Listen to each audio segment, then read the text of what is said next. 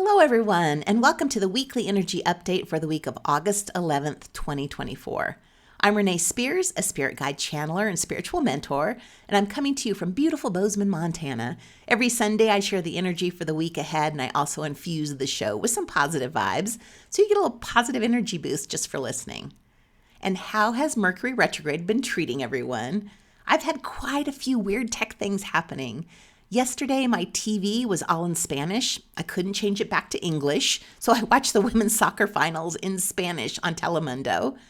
I've also had some issues with my scheduling software in Zoom, so thank you for everyone's patience with those. Last week, Mercury went retrograde in Virgo, which is its ruling planet, and it happened next to a new moon and that powerful 8-8 Lionsgate, which amplified the energy. And now Mercury is still retrograde, but it's changing signs, and it's moving into Leo. And this is going to add a little drama to our lives. It's just easier to lose our cool right now. Last week when it was, oh well, the TV is in Spanish, this week it may really piss us off that we can't figure out how to change the TV back to English. So when Mercury retrograde moves into Leo, it stirs up memories from the past. It brings back exes and estranged friends, and brings back long forgotten dreams, like, oh yeah, I forgot I wanted to do that.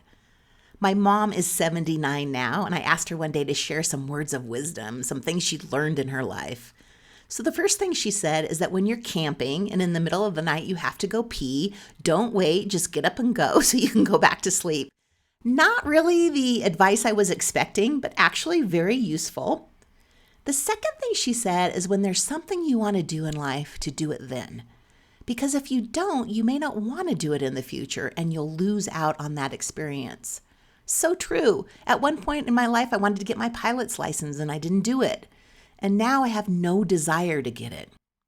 But with Mercury retrograde moving into Leo, we're getting an opportunity to do the things in the past that we didn't do. So if there's anything that you want to do that you missed the first time around, this is the time to do it. For me, it's learning how to throw pottery on the wheel, so I am signing up for that class this fall. But the big event this week is the Mars and Jupiter conjunction, which happens on Wednesday morning, the 14th. Mars and Jupiter won't be this close again till 2033. And since both Mars and Jupiter move at a slower pace than other planets that are closer to the sun, we'll be feeling the energy of these two planetary big shots meeting up for a week or maybe more before and after the 14th. We'll actually be able to see them meet up with the naked eye. They'll be so close that it will look like just a sliver of moon could fit between them.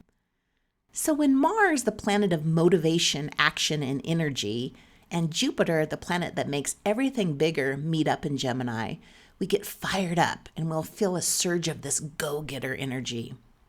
A conjunction is when two planets are at the same spot in the zodiac and together they amp up each other's energy.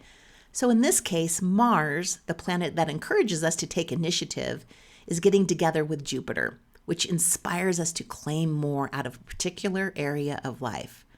This is one of the best energies for taking action and getting shit done.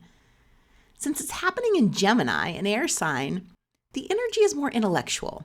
So instead of running marathons, we may come up with a lot of ideas for new projects instead. To channel this energy, though, it needs to align with our highest goals. So if something isn't genuinely inspiring you, you may find it hard to take action, even with all the powerful energy. So pay attention to how you feel. If there's something you've been planning on doing and you're just not taking action, that's a red flag that something is off. If you're struggling to get moving, it's a sign to do some soul searching.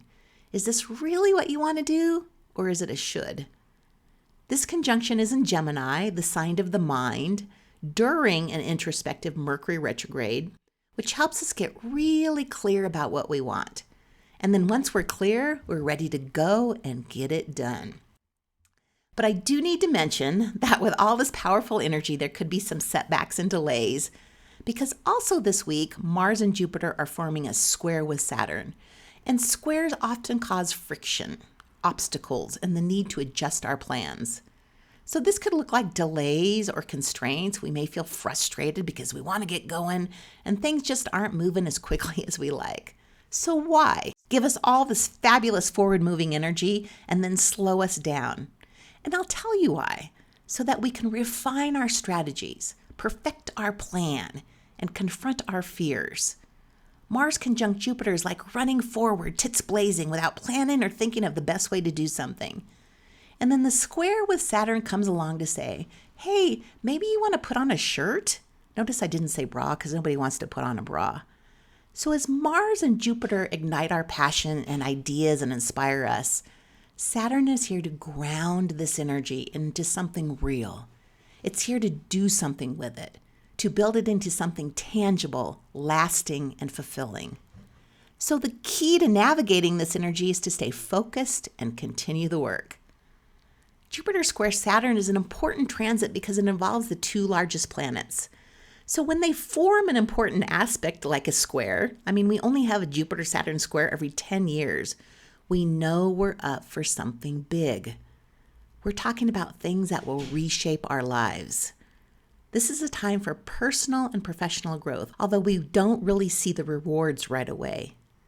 This can also be a time of temporary fluctuation, like with our finances, energy dips, or ups and downs with our faith and our trust. We might ask ourselves, why am I doing this? What for? What's the point?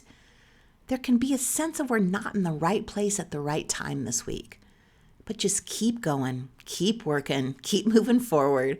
At times it may feel like it's going slow, but we are making progress. We're making big, long-lasting changes right now, so just keep at it. One more thing to mention, this is the week to look up in the sky. We'll be able to see Mars and Jupiter and the Perseid meteor shower peaks this week too. So meteor showers are trails left behind by comets. So when a comet moves towards the sun, it gets hotter.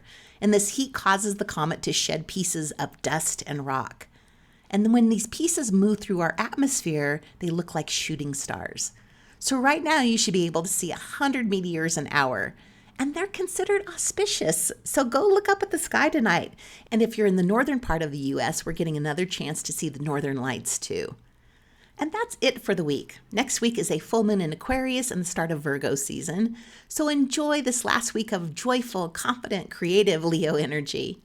On Saturday, I have a spiritual retreat client coming for 6 days. She's doing 2 back-to-back retreats, so I'm spending the day getting ready for her visit. So as always, thank you for listening and sharing the podcast with a friend. Have a lovely week, and I will talk to you again next week.